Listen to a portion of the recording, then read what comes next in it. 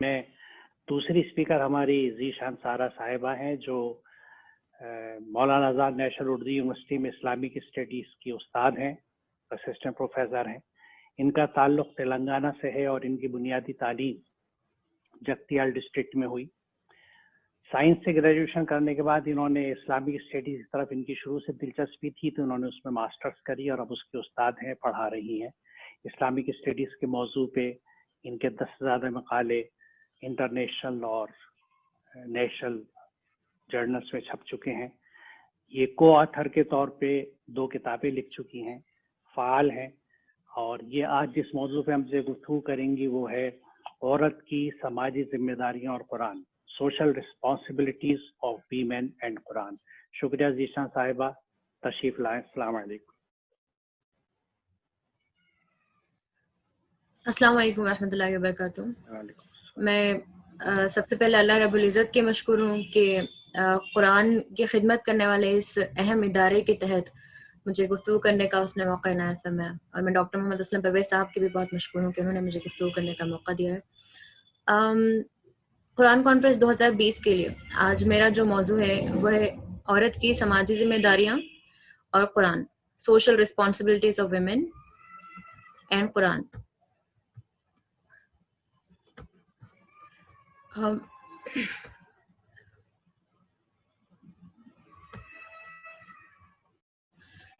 جی دیکھیے، اس موضوع میں 3 باتیں ہیں جسے ہم نے سمجھنا ہے۔ پہلی چیز یہ کہ سماجی ذمہ داریاں کیا ہیں اور عورت کی سماجی ذمہ داریاں کیا ہیں، اور قرآن ہمیں اس حوالے سے کیا رہنمائی کرتا ہے۔ تو سب سے پہلے ہم نے سمجھنا ہے کہ سماج ہے کیا چیز، وہ کیسے وجود میں آتا ہے۔ تو سماج مرد اور عورت دونوں سے مل کر بنتا ہے۔ اس کے بارے میں قرآن ہمیں کہتا ہے سورہ نساء کی آیت نمبر 1 میں ترجمہ آپ لوگوں کے سامنے پڑھتی ہوں۔ اے لوگوں، اپنے پروردگار سے ڈرو جس نے تمہیں ایک جان سے پیدا کیا اور اسی سے اس کا جوڑا بنایا، اور ان دونوں سے بہت مرد اور عورت دنیا میں پھیلا دیے۔ دیکھیے، کئی ساری باتیں اس ایک آیت کے تحت کہی گئی ہیں کہ اس رب سے ڈرنے کے لیے کہا جا رہا ہے جس نے ہمیں ایک جان سے پیدا کیا۔ اس بات کے اوپر ہم تمام کا عقیدہ ہے، صرف مسلمانوں کا نہیں بلکہ بنی نوع انسان یہ یقین رکھتی ہے کہ ہم تمام جو نسلیں سب پوری دنیا میں پھیلی ہوئی ہیں یہ حضرت آدم علیہ السلام کے نسل سے ہیں، اور ہم جانتے ہیں کہ حضرت آدم علیہ السلام بغیر ماں باپ کے پیدا ہوئے۔ اللہ تعالیٰ قدرت رکھتا ہے اور اس نے حضرت آدم علیہ السلام کو پیدا کیا، تو وہ ایک جان یعنی حضرت آدم علیہ السلام، اور اسی سے ان کا جوڑا یعنی حضرت حوا علیہ السلام کو پیدا کیا، اور ان دونوں سے بہت مرد اور عورت دنیا میں پھیلا دیے۔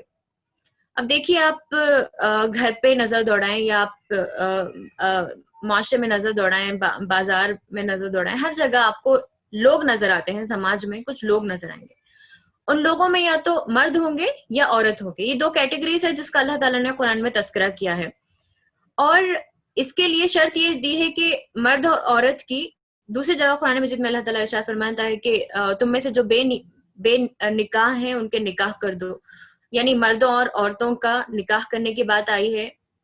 ویسے تو اللہ تعالیٰ نے اپنی تمام مخلوقات کو جوڑ ہی پیدا کیا ہے، چاہے وہ چرند پرند ہو، چاہے وہ درختوں میں ہو، چاہے وہ جانوروں میں ہو، میل اینڈ فیمیل کا جوڑا بنا ہے، لیکن انسانوں کے لیے قانون طے کر دیا کہ ہم کو نکاح کے تحت اس جوڑے کو ایک بندھن میں باندھنا ہے، اور پھر ان سے نسل نو آگے بڑھتی ہے۔ تو آدم اور حوا سے جو ہے پورے انسانی نسل کا جو ہے پوری انسانی نسل جو ہے آگے بڑھی، اور پورے بہت سے مرد اور عورت دنیا میں پھیلا دیے۔ سمجھنے والی بات یہاں پر یہ ہے کہ عورت اور مرد کے وجود سے، ان دونوں کی وجہ سے خاندان وجود میں آیا، اور کئی خاندان مل کر ایک سماج وجود میں آیا۔ تو جب سماج کے وجود پذیر ہونے میں اور مرد کے ساتھ ساتھ عورت کی بھی حصہ داری ہے، تو اسی سماج کو پھلنے پھولنے اور آگے بڑھنے کے لیے بھی مرد کی جتنی حصہ داری ہے، سماج کی بھی، عورت کی بھی اتنی ہی حصہ داری لازمی ہے۔ میں ایک ایگزامپل آپ کو بائی سائیکل کا دینا چاہوں گی۔ بائی سائیکل جو ہم چلاتے ہیں اس کو بائی سائیکل کیوں کہتے ہیں؟ کیونکہ اس سائیکل میں 2 پہیے لگے ہوئے ہیں، اسی لیے اس کو بائی سائیکل کہا گیا۔ تو 2 پہیوں کے جڑنے سے ایک سائیکل بن گئی ہے۔ اب وہ سائیکل کو چلنے کے لیے اگر ہم بولے کہ صرف آگے کا پہیہ ہی کام کرے گا، پیچھے کے پہیے کو ہم کام نہیں کرنے دیں گے، اس کو روک دیں گے، تو وہ سائیکل نہیں چلے گی۔ زبردستی اگر آپ چلائیں گے تو یا تو وہ آپ ڈھکل کر اس کو چلائیں گے یا کھینچیں گے یا کسی طرح، لیکن وہ آگے جا کر کے ٹوٹ جائے گی، خراب ہو جائے گی. تو یہ چھوٹی سی مثال ہے ہم کو سمجھنے کے لیے کہ جن دو عورت اور مرد سے سماج وجود میں آیا تو اس کو بیلنس وے میں آگے بڑھنے کے لیے، پھلنے پھولنے کے لیے بھی دونوں کی برابر حصے داری لازمی ہے. اگلی بات ہے بنیادی سماجی ذمہ داریاں، دا بیسک سوشل ریسپانسبلٹیز. اب سماج میں کرنے کے کام ہے تو کافی سارے کام ہیں، بہت سے کام ہم نے کرنا ہے سماج میں، لیکن اصل یہ ہمارے اندر سمجھ پیدا کیسے ہو کہ سماج میں کرنا ہے، کرنے کے کام ہے تو کیا کرنا ہے. قرآن ہمیں اس حوالے سے کیا گائیڈ کرتا ہے.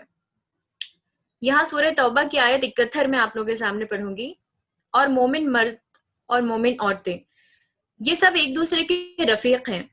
ٹھیک ہے، مومن مرد اور مومن عورتیں یہ سب ایک دوسرے کے رفیق ہیں، بھلائی کا حکم دیتے ہیں اور برائی سے روکتے ہیں، نماز قائم کرتے ہیں، زکوٰۃ دیتے ہیں، اللہ اور اس کے رسول کی اطاعت کرتے ہیں. یہ وہ لوگ ہیں جن پر اللہ کی رحمت نازل ہو کر رہے گی، یقیناً اللہ سب پر غالب اور حکیم و دانا ہے. اب یہاں سمجھنے کی 2-3 پوائنٹس ہیں ہمیں، وہ یہ کہ مومن مردوں اور مومن عورتوں کو اللہ تعالیٰ یہاں پر ایک دوسرے کا رفیق قرار دے رہا ہے. رفیق یا کلیگ ہم اس کو کہتے ہیں جو ایک ساتھ کام کرتے ہیں، کسی ایک مقصد کے تحت کام کرتے ہیں. ان دونوں کو آپس میں کلیگ کہا جاتا ہے. ایک شخص سے کسی دوسرے وجہ کاز کے لیے، مقصد کے لیے کام کر رہا ہے، کہیں اور کام کر رہا ہے، اور کوئی دوسرا بندہ کسی اور ڈپارٹمنٹ کا اس سے تعلق ہے، تو یہ دونوں آپس میں کلیگ نہیں کہلاتے. کلیگ وہ ہوتے ہیں جو ساتھ میں کام کرتے ہیں اور ایک مقصد کے تحت کام کرتے ہیں. تو یہاں پر مومن مردوں یعنی جنہوں نے اللہ کے اوپر اور اللہ کے رسول کے اوپر ایمان لایا ہے اور ان کی کئی تمام باتوں کے اوپر یقین رکھتے ہیں، ان دونوں مرد اور عورتوں کو رفیق کہا گیا. کس معاملے میں رفیق ہے؟ آگے آ رہا ہے یامرون بالمعروف وینہون عن المنکر، یعنی وہ بھلائی کا حکم دیتے ہیں اور برائی سے روکتے ہیں. اب معروف اور منکر کیا ہے؟ تو ہر بھلی چیز یا ہر اچھا کام، ہر نیک کام وہ معروف ہے، اور منکر ہر غلط کام یا ہر برا کام منکر کہلاتا ہے. تو یہاں پر امر بالمعروف و نہی عن المنکر کی بات یا حکم ہمیں اللہ تعالیٰ دے رہا ہے. تو بھلائی اور برائی کا یہ جو دائرہ ہے یہ بہت وسیع دائرہ ہے. یہ ہماری گھر کی سطح سے شروع ہو کر شہری سطح، پھر قومی اور بین الاقوامی سطح تک بھی اس کا دائرہ وسیع ہو سکتا ہے. جہاں تک ہماری رسائی ہے، ہم جس ماحول میں ہیں، ہم جس جگہ ہے، جن لوگوں سے جڑے ہوئے ہیں، ہمیں وہاں پر امر اور نہیں کا کام کرنا ہے. وہ نماز قائم کرتے ہیں، زکوٰۃ دیتے ہیں، اللہ اور اس کے رسول کی اطاعت کرتے ہیں. یہاں پر دیکھیے اللہ تعالیٰ کی اطاعت کے ساتھ ساتھ رسول کی اطاعت کرنے کا بھی حکم ایک ساتھ فرما رہا ہے. اور یہ آیت میں اللہ تعالیٰ مومن مردوں اور مومن عورتوں دونوں سے مخاطب ہے، صرف مردوں سے مخاطب نہیں ہے. قرآن مجید کی ڈھیروں آیتیں ایسی ہیں جہاں پر اللہ تعالیٰ نے یا تو یا ایھا الناس کہا ہے، اے لوگوں کہا ہے، یا ایھا الذین آمنوا کر کے اللہ تعالیٰ نے مخاطب فرمایا ہے جو ایمان لانے والے ہیں ان کے لیے. اور مردوں جہاں ضروری محسوس ہوا وہاں پر مردوں اور عورتوں دونوں کی الگ الگ جو شخصیت ہے اس کو قرآن نے ایکسپٹ کیا اور اس کو بڑھاوا دے رہا ہے، اور ان سے مخاطب ہو کر کے اللہ تعالیٰ فرما رہا ہے، عورت سے بھی مخاطب ہے اور مرد سے بھی مخاطب ہے، اور ان کو اپنی ذمہ داریاں بتا رہا ہے. تو یہاں پر اللہ اور اس کے رسول کی ہم نے اطاعت کرنا ہے. اللہ کی جتنی اطاعت ہم پر فرض ہے اتنی ہی اطاعت رسول کی بھی کرنی ہے. کیوں؟ کیونکہ نبی کریم صلی اللہ علیہ وسلم کی ذات مبارک ایسی ہے جن کے اوپر یہ قرآن مجید نازل ہوا. دوسری چیز، صرف نازل نہیں ہوا بلکہ اللہ کے رسول صلی اللہ علیہ وسلم نے اپنی ساری زندگی میں قرآن کی ان تعلیمات کو عمل کر کے دکھایا، اپنے ذات پر بھی اور جس معاشرے سے وہ جڑے ہوئے ہیں اس کے اوپر بھی آپ نے ان تعلیمات کو جو ہے امپلیمنٹ کیا ہے.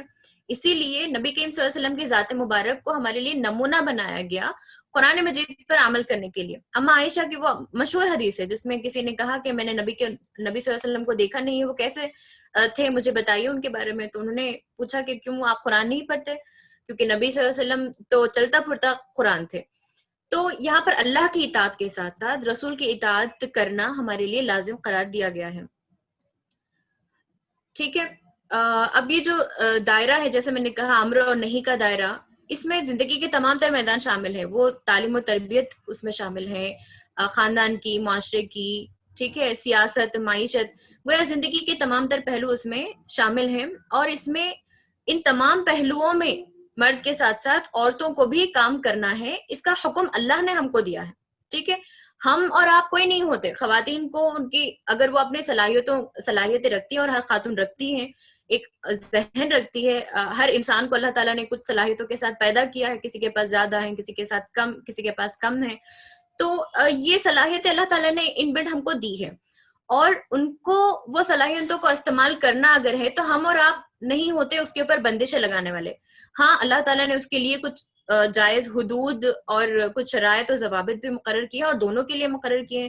جیسے غض بصر کا اگر حکم ہے تو مردوں سے پہلے حکم ہے کہ آپ اپنی نگاہیں نیچی کریں, پھر خواتین کو حکم دیا جا رہا ہے کہ آپ بھی اپنی نگاہوں کو نیچے کریں تاکہ ہم دیگر برائیوں سے جو ہے محفوظ رہ سکیں.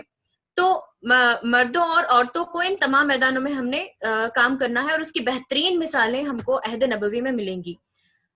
عہد نبوی دیکھیے 1400 سال سے کچھ زیادہ ہو رہا ہے, نبی کریم صلی اللہ علیہ وسلم کا جو دور تھا. آج کے زمانے سے اگر ہم اس کو کمپیئر کریں تو مختلف پہلوؤں سے وہ زمانہ ہم کو پچھڑا ہوا محسوس ہوتا ہے. ٹیکنالوجی کے اعتبار سے, آپ کو نقل و حرکت کے اعتبار سے, ہے نا, کافی ترقی ان 1400 برسوں میں انسان نے کافی ترقی کر دی, اور وہ کافی آگے تک پہنچ چکا ہے. لیکن آج بھی ہم اس بات کے اوپر پوری دنیا میں ڈیبیٹ ہوتی ہے کہ عورتوں کی حیثیت کیا ہے, ان کا رتبہ کیا ہے, اس مذہب نے اس کو کیا حیثیت دی ہے, اس مذہب نے کیا حیثیت دی ہے. تحریکیں اٹھانی پڑتی ہے, تحریک خواتین نے بھی چلائی ہے کہ ہم کو ہمارے حقوق دیے جائیں, ہم کو وہ مقام دیے جائیں. مسلمانوں کی یہاں قرآن مجید کتنے عرصے سے ہمارے پاس موجود ہے, لیکن عملی زندگیوں میں ہم کو بھی دیکھنے کو ملتا ہے کہ بیوی ہے یا بیٹی ہے یا ماں ہے, ان کو وہ صحیح مقام ہر مسلمان کے ساتھ معاملہ نہیں ہے. لیکن ہمارے گھروں کا معاملہ یہ ہے کہ ہم خواتین کو ان کا وہ صحیح مقام نہیں دیتے. تو یہ آج کے زمانے کی بات ہے, جبکہ 1400 برس پہلے حالت اس سے بھی زیادہ غیر تھی. مطلب خواتین کو ان کا مقام جو ہے, بہت سے معاملات ایسے ہیں, کچھ قبیلے ایسے تھے, اگر ہم عرب کی بات کریں تو بہت سارے حقوق ان کو ملے ہوئے تھے, لیکن ان جنرل اگر ہم بات کریں تو خواتین کئی سارے حقوق اور فرائض سے محروم تھی. ٹھیک ہے, اور ان کو وہ صحیح حقوق نہیں ملتے تھے. تو ان کے خلاف جا کر کے خواتین کو وہ عزت دینا, یہ کوئی آسان ٹاسک نہیں تھا جو محمد صلی اللہ علیہ وسلم نے کیا اور ان کے ساتھ جڑنے والی جماعت نے کیا. پہلے اقلیت میں تھے اور وہ دھیرے کر کے آگے بڑھے اور اکثریت ہوئے. تو سماج کے رواجوں اور رسوموں کے خلاف جا کر کے ایک صحیح کام کرنا یہ آسان کام نہیں ہوتا. اس کے لیے کئی مشکلیں راستے میں آتی ہے, لیکن ان مشکلوں کا سامنا کرتے ہوئے صبر کے ساتھ اپنے ٹاسک کے اوپر جمے رہنا, اور پھر خواتین کو اوپر اٹھانا, اللہ نے جو حکم دیا ہے اس کی تعمیل کرنے میں پیچھے نہیں ہٹنا. یہ کام نبی کریم صلی اللہ علیہ وسلم نے کیا اور صحابہ کرام نے کیا ہے. تو اس کی کئی مثالیں ہم کو عہد نبوی میں ملتی ہیں خواتین کی, کہ مختلف سرگرمیوں میں خواتین کی حصہ داری شامل تھی, چاہے وہ دینی ہو, چاہے وہ تعلیمی ہو, چاہے سیاسی ہو, چاہے معاشی ہو, یا آپ کو سماج کی خدمت کرنے کی سرگرمیاں ہوں. اس میں دینی سرگرمیوں کی اگر ہم بات کریں تو کئی مثالیں ہم کو ملتی ہیں کہ خواتین جو ہے مساجد میں نماز ادا کرنے کے لیے اولین وقتوں میں نماز ادا کرتی تھی, اور مساجد میں وہ 5 وقت کی نماز جو ہے باجماعت ادا کرتی تھی. خود مسجد نبوی کے علاوہ مدینہ منورہ میں غالباً 10 سے زیادہ مساجد موجود تھی جو الگ الگ طور پر اپنے طور پر جو ہے وہ تعلیم و تربیت کا, تبلیغ و اشاعت دین کا کام کر رہی تھی, اور خواتین کا آنا جانا اور وہاں پر اپنا وقت دینا یہ لگا ہوا تھا. ایک مثال میں حضرت عاتقہ بنت زید کی دوں گی, یہ کافی اہم مثال ہے. یہ حضرت عمر فاروق رضی اللہ تعالیٰ عنہ کی زوجہ محترمہ تھی, اور ہم جانتے ہیں حضرت عمر فاروق رضی اللہ عنہ کس جلال اور کیسی شخصیت کے حامل تھے. ان کو خواتین کا فجر اور عشاء کی نماز میں باجماع شرکت کرنا وہ پسند نہیں کرتے تھے. اس کو ان کو ناگوار گزرتا تھا. کچھ بھی وجہ ہو سکتی ہے, اندھیرے کا وقت ہوتا ہے, کچھ دشواری ہو سکتی ہے, لیکن حضرت عاتقہ جو ان کی زوجہ محترمہ تھی وہ برابر نماز میں شرکت کرتی تھی. ان کے خاوند, ٹھیک ہے, جو ہمارے یہاں مجازی خدا ہوتے ہیں, ان کے خاوند کو یہ پسند نہیں تھا, لیکن اللہ کا حکم ہے, اللہ کے نبی کا حکم ہے, اسی لیے انہوں نے اپنے حق کا استعمال کیا. ایک مرتبہ حضرت ابن عمر جو حضرت عمر کے بیٹے ہیں, انہوں نے ان کو پوچھا حضرت عاتقہ کو کہ آپ کیوں جاتی ہیں فجر اور عشاء کی نماز میں جبکہ آپ کے شوہر کو یہ چیز پسند نہیں ہے. تو وہاں پر انہوں نے نبی کریم صلی اللہ علیہ وسلم کی ایک حدیث مبارک ان کو سنائی کہ جس میں اللہ کے نبی نے ارشاد فرمایا کہ اللہ کی بندیوں کو اس کے اب گھر جانے سے منع مت کرو، ٹھیک ہے؟ تو اللہ کی بندیوں کو اس کے گھر یعنی مسجد کو جانے سے روکو مت، یہ اللہ کے نبی نے کہا ہے. تو جہاں پر یہ اللہ کے نبی کا حکم آیا یا ان کی کوئی بات آ گئی، وہاں پر انہوں نے خاموشی اختیار کر لی. تو اسی طرح جنرل خواتین، چاہے ان کا تعلق اونچے گھرانے سے ہو یا مختلف گھرانے سے، قبیلے سے ہو، مسلمان خواتین مساجد میں نماز کی ادائیگی کے لیے جایا کرتی تھی. اس کے علاوہ خواتین جو ہے اجتماعات میں بھی شرکت کرتی تھی. اب یہ اجتماعات کہاں ہوتے تھے؟ یہ بھی مساجد میں ہوتے تھے.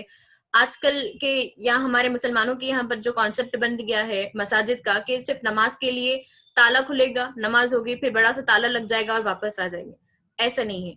مسجد جو ہوتی تھی وہ مسلمانوں اور غیر مسلمانوں سب کے لیے ہمیشہ ہر وقت اوپن رہتی تھی.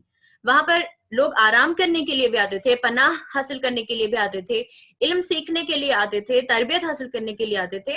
اور اس میں مسلمانوں غیر مسلمانوں کے ساتھ ساتھ مرد اور خواتین دونوں شامل ہیں.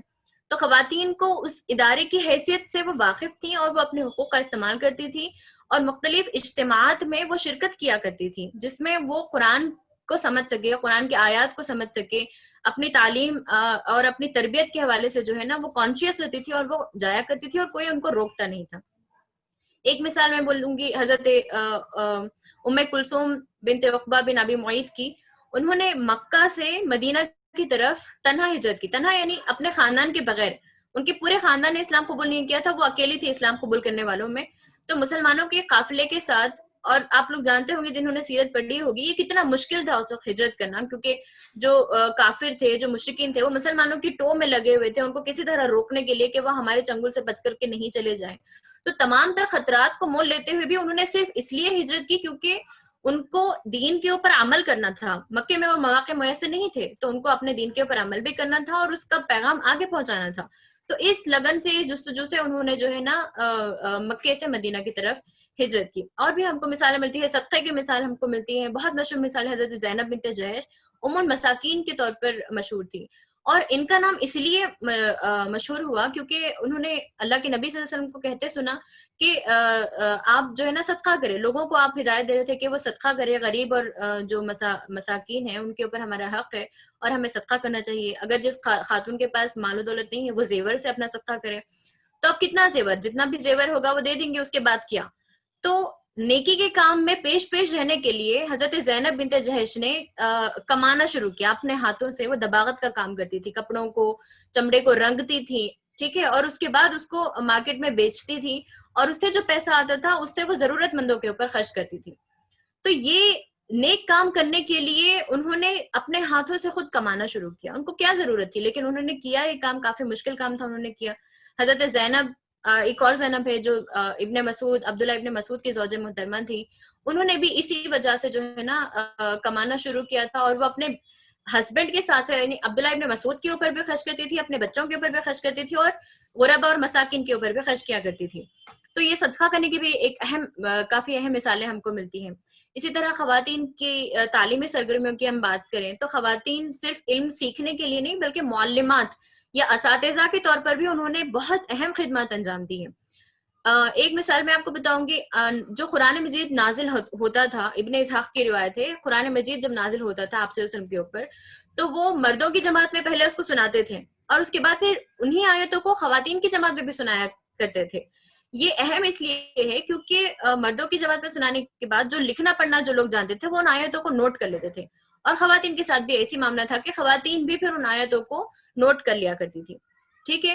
اسی طرح مدینے میں ہجرت کرنے کے بعد خواتین کے مطالبے پر کہ خواتین نے آپ سے ڈیمانڈ کیا کہ مرد جو ہے زیادہ آپ کی صحبت میں رہتے ہیں، اسی لیے آپ سے زیادہ علم سیکھتے ہیں، ہم کو وہ موقع نہیں ملتا، لہٰذا آپ ہمارے لیے کوئی ایک دن مقرر کریے. تو آپ صلی اللہ علیہ وسلم نے ہفتے میں ایک دن خواتین کے لیے مقرر کیا تھا جس میں خواتین جو ہے جمع ہوتی تھی اور آپ صلی اللہ علیہ وسلم سے سیکھتی تھی، قرآن کی باتیں سیکھتی تھی، علم سیکھتی تھی اور اپنے سوالات بھی ان سے پوچھتی تھی جن کا جواب ان کو ملتا تھا. حضرت عمر بن خطاب، ان کے اسلام قبول کرنے سے اسلام کو کتنا فائدہ ہوا، دور دور تک اسلام کی جو ہے اشاعت عمل میں آئی. عمر ابن خطاب کے اسلام قبول کرنے کے پیچھے اگر کسی کا ہاتھ ہے تو وہ ان کی بہن فاطمہ بنت خطاب کا ہے. جب وہ ان کے گھر گئے تو وہاں پر ان کو قرآن مجید کا ایک لکھا ہوا نسخہ ملا تھا جس سے پڑھ کر کے وہ اسلام قبول کیے. اس سے یہی مطلب نکلتا ہے، یہ ثبوت ہے کہ حضرت فاطمہ بھی جو ہے اس وقت لکھنا پڑھنا جانتی تھی اور انہوں نے قرآن کا لکھا ہوا نسخہ اپنے پاس محفوظ کر رکھا تھا اور وہ سیکھ رہی تھی. ٹھیک ہے, تو یہ ایک مثال ہے. اسی طرح حضرت حفصہ جو آپ صلی اللہ علیہ وسلم کی ایک زوجہ محترمہ ہے, ان کو علم سکھانے کے لیے انہوں نے آپ صلی اللہ علیہ وسلم نے شفا بنت عبداللہ العدویہ کو مقرر کیا تھا. حضرت عائشہ کافی بڑی معلمہ تھی, وہ انہوں نے آپ صلی اللہ علیہ وسلم کے انتقال کے بعد بھی کئی سال جو ہے تعلیم و تربیت کے لیے اپنا وقت صرف کیا تھا, اور معلمہ تھی. بڑے بڑے محدثین کا تذکرہ آتا ہے جو حضرت عائشہ کے شاگرد تھے.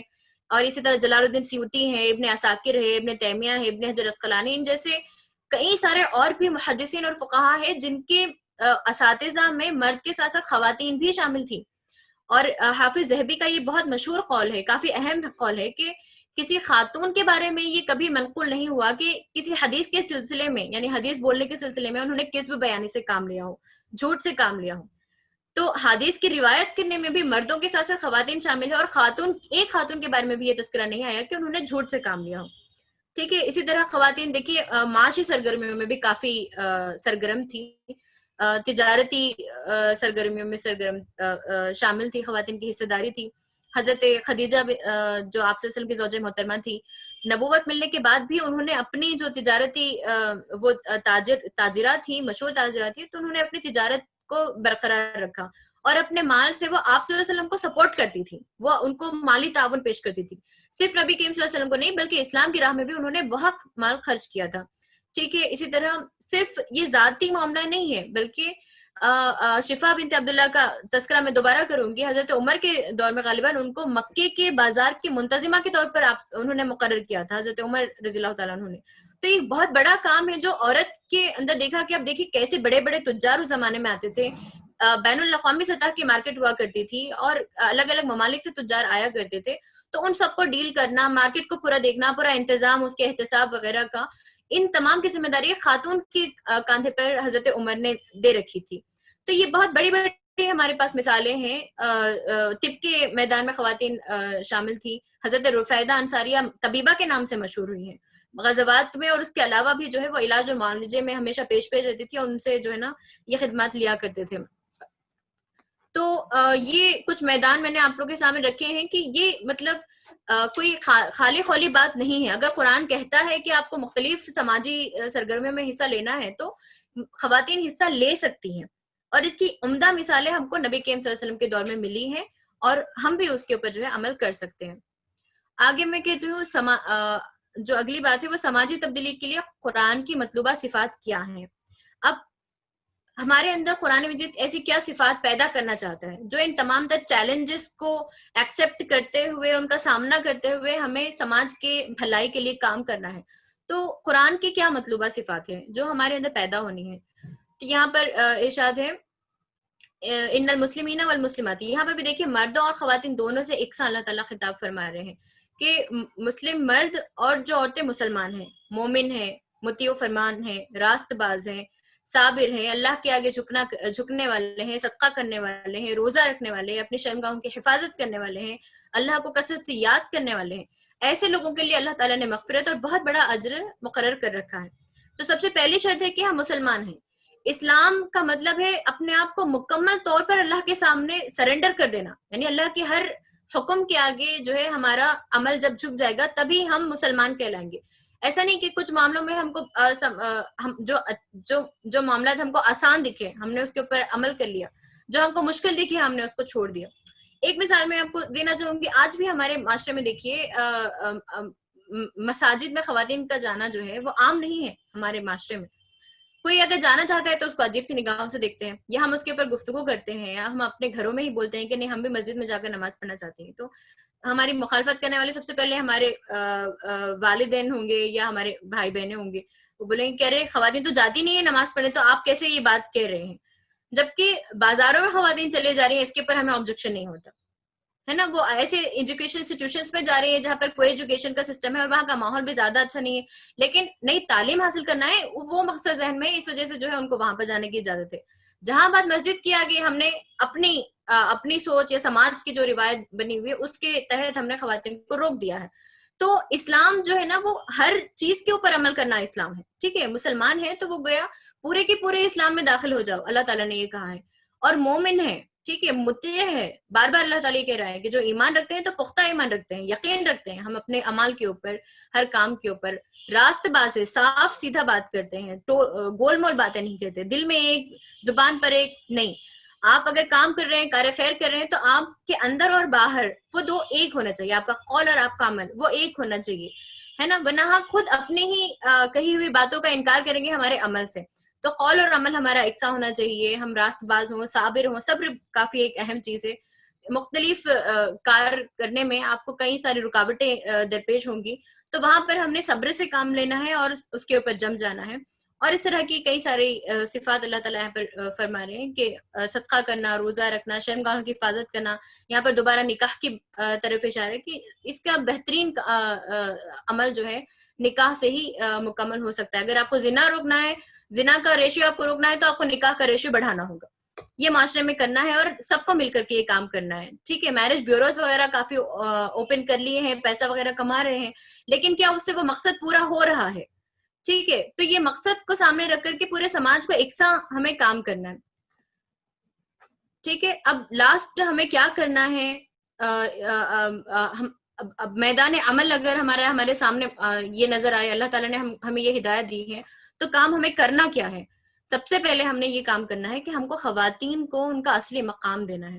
میں یہ بڑے بڑے ریسپانسبلٹیز میں نے آپ لوگوں کے سامنے اس لیے دکھائے ہیں تاکہ ہمیں اندازہ ہو، ہمیں یہ شعور پیدا ہو کہ خواتین کام کر سکتی ہیں مختلف میدانوں میں. صرف گھر ہی ان کا دائرہ کار نہیں ہے، اور بھی دائرے کار ہیں جس میں خواتین بہت زبردست طریقے سے کام کر سکتی ہیں. لیکن وہ اس وقت ہوگا جب ہم گھر میں ان کو ان کا اصلی مقام دیں گے، ہم اس بیٹی کو اس کا اصلی مقام دیں گے، ہم اپنی بیگم کو، بیوی کو جو ہے ہم اپنے مساوی قرار دیں گے. بیوی ہے تو اس کا یہ مطلب نہیں ہے کہ وہ آپ سے نیچے ہے. اللہ تعالیٰ نے مردوں اور عورتوں کو ایک برابر قرار دیا ہے، مساوی قرار دیا ہے. عورت کی شخصیت کو ایک الگ شخصیت کہا ہے. ٹھیک ہے، مرد کی شخصیت اور عورت کی شخصیت ایک الگ الگ ذات ہے، ان کی الگ الگ شخصیتیں ہیں. تو ہمیں یہ چیز ایکسپٹ کرنا ہے. حضرت عمر کا بہت مشہور قول، وہ کہتے ہیں کہ اسلام سے پہلے ہم عورت کو کسی بھی طرح اہمیت نہیں دیتے تھے، کوئی حیثیت ہی نہیں تھی ان کے نزدیک ہمارے. لیکن جب اسلام آیا تو اب وہ ہمارے برابر ہو گئی ہیں. تو خواتین کو ان کا صحیح مقام ہم کو دینا ہے. خواتین کو مقام دینے کی بات جب آتی ہے تو ہم سب سے پہلے میں بات کروں گی تعلیم کے اوپر. تعلیم کے معاملے میں ہی ہم دیکھیے، تعلیم ہی انسان کا اصل زیور ہوتا ہے. جو انسان ایک آدمی کو انسان بنانے کا کام جو کرتی ہے وہ تعلیم کرتی ہے. بچوں کی تربیت ایک بہت اہم مسئلہ ہے، بہت اہم یہ ایشو ہے جس کے اوپر آج بلکہ جب ٹیکنالوجی آگے بڑھ گئی ہے تو ہم اس کے اوپر سب سے زیادہ نظر انداز کر رہے ہیں. اس ٹیکنالوجی نے کافی نسلوں کو برباد کر کے رکھ دیا ہے، انٹرنیٹ وغیرہ کے غلط استعمال نے. تو تربیت کی جب بات آئے گی تو وہ تربیت نسل نو کی وہی بہترین طریقے سے کر سکتے ہیں جو خود تعلیم یافتہ ہو، جو خود شعور رکھتے ہیں، وہ باشعور ہو. لیکن اگر تعلیم کے زیفر سے ہم عورتوں کو روک دیں گے تعلیم حاصل کرنے سے، تو وہ کیسے ایک بہتر ماں بن پائے گی؟ وہ کیسے اپنے بھائیوں کو روک پائے گی؟ ٹھیک ہے، تو تعلیم ہم کو دلوانا ہے. ایک رپورٹ آئی تھی جس میں کووڈ کی وجہ سے جو لاک ڈاؤن ہو گیا تھا اس میں کالجز بند ہو گئے، ہے نا، ایگزامس وغیرہ ختم ہو گئے تھے. تو مہاراشٹر کی رپورٹ ہے، اس میں یہ ہوا کہ کووڈ کے اس چلتے جو لاک ڈاؤن ہوا تھا اس میں 80% لڑکیوں کی جو ہے نا شادیاں کر دی گئی، جو تعلیم حاصل کر رہی تھی اعلیٰ تعلیمی اداروں میں، وہ تعلیم حاصل کر رہی تھی. اب کووڈ آیا، ایگزامس نہیں ہوں گے تو کیا کریں؟ لڑکیوں ہم کتنا انتظار کریں بھائی اسکولس وغیرہ اوپن ہونے کا، تو چلو ان کی شادیاں کر دیتے. تو 80% لڑکیوں کی جو ہے نا وہاں پہ شادیاں کر دی گئی. یہ اور زیادہ ریشو اس میں جو ہے مسلمان گھرانے کا ہے. تو علم کے زیور سے ہم آراستہ ہونے سے ہم ان کو روکتے ہیں. اور یہ معاملہ صرف شادی سے پہلے نہیں، شادی کے بعد بھی ہوتا ہے. شادی ہو گئی اس کا مطلب لڑکیوں کی جو ہے نا تعلیم کا سلسلہ رک گیا. یہ عام ہو گیا کہ خود لڑکیوں کے ذہن میں بھی آتا ہے کہ جتنا پڑھنا ہے شادی سے پہلے پڑھ لو، کیونکہ شادی کے بعد تو آپ کو موقع نہیں ملے گا، الا یہ کہ ہمیں کچھ کھلے ذہن کے لوگ ملیں گے، ورنہ نہیں.